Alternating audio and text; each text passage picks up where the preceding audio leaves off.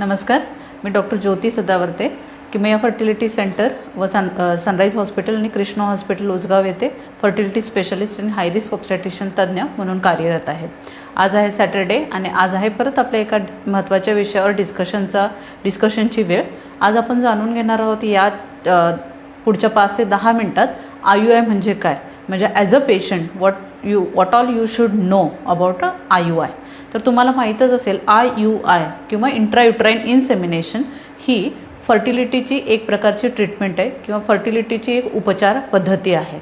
या फर्टिलिटी उपचार पद्धतीमध्ये स्त्रीला अंडे तयार होण्यासाठी किंवा स्त्रीबीज तयार होण्यासाठी ट्रीटमेंट केली जाते आणि around the time of ovulation म्हणजे जेव्हा एक फुटून बाहेर येणार असतं अशा वेळेला हजबंडचं स्पर्म जास्त चांगलं वॉश करून कॉन्सन्ट्रेटेड करून एका छोट्या ट्यूबद्वारे गर्भपिशवीत सोडलं जातं. तर ह्या ट्रीटमेंटला आपण IUI असं म्हणतो, इंट्रायुट्राईन इन्सेमिनेशन. ही IUI जी ट्रीटमेंट असते ती कुठल्या पेशंटला लागू पडते किंवा कुठल्या पेशंटने करावी. ज्या पेशंटमध्ये काही माइल्ड मेल फॅक्टर प्रॉब्लेम असतील, म्हणजे स्पर्म्सचे काही प्रॉब्लेम्स असतील, काउंट कमी असेल, पण जर सिव्हिअर काउंट जर कमी असेल 5 मिलियनपेक्षा कमी 10 मिलियनपेक्षा कमी तर युजली ही ट्रीटमेंट इफेक्टिव्ह होत नाही. पण मोर दॅन 10 मिलियन काउंट्स IUIची ट्रीटमेंट केली जाते. त्याचप्रमाणे स्त्रीला काही वेगळे फॅक्टर्स असतील, माइल्ड एंडोमेट्रिओसिस असा काही प्रॉब्लेम असेल तर सुद्धा IUIची ट्रीटमेंट केली जाते. त्याचप्रकारे जर अनएक्सप्लेन्ड इनफर्टिलिटी म्हणजे जिथं कुठलंही कारण शोधून सापडत नाही अशा प्रकारे सुद्धा कॉमनली IUIची ट्रीटमेंट ही वापरली जाते.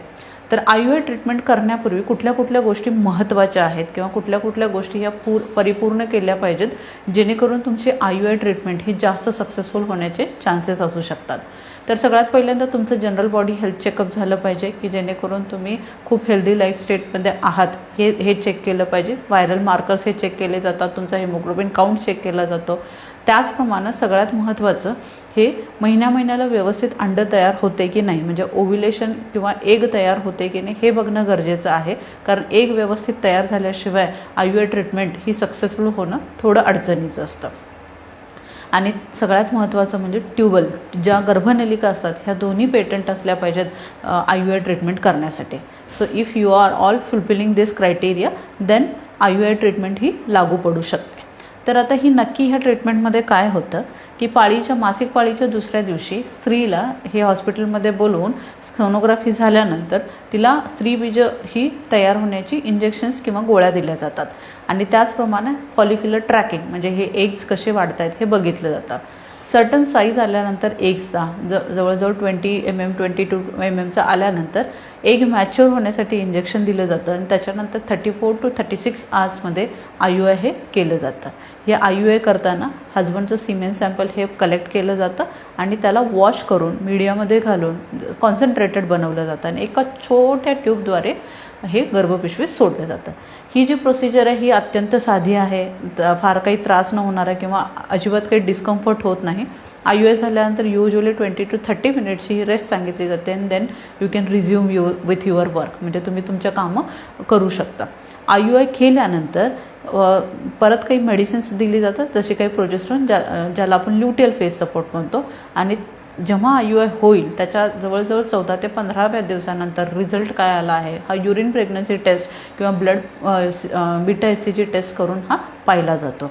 तर ह्या प्रोसिजरचे कॉम्प्लिकेशन्स काय काय असू शकतात. एक कॉम्प्लिकेशन की IUI केल्यानंतर मल्टिपल प्रेग्नन्सी होण्याचे चान्सेस असतात. कधी कधी जर स्ट्रॉंग इंजेक्शन्स वापरले तर हायपरस्टिम्युलेशन, ओव्हॅरियन हायपरस्टिम्युलेशन होण्याचे चान्सेस असतात ज्याच्यामध्ये एकपेक्षा जास्त एक तयार होऊन त्रास होऊ शकतो.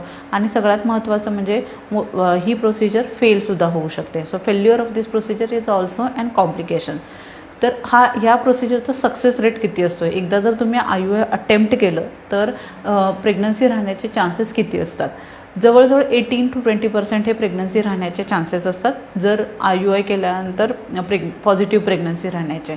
जर प्रेग्नन्सी राहिली नाही तर मे बी तुम्हाला तुमच्या डॉक्टरांच्या सल्ल्याने दुसरी सायकल करावी लागू शकते. I mean to say that जर 100 कपलना आपण IUI केलं तर त्याच्यातल्या फक्त 18 ते 20% पेशंटना ही पॉझिटिव्ह प्रेग्नन्सी टेस्ट येऊ शकते.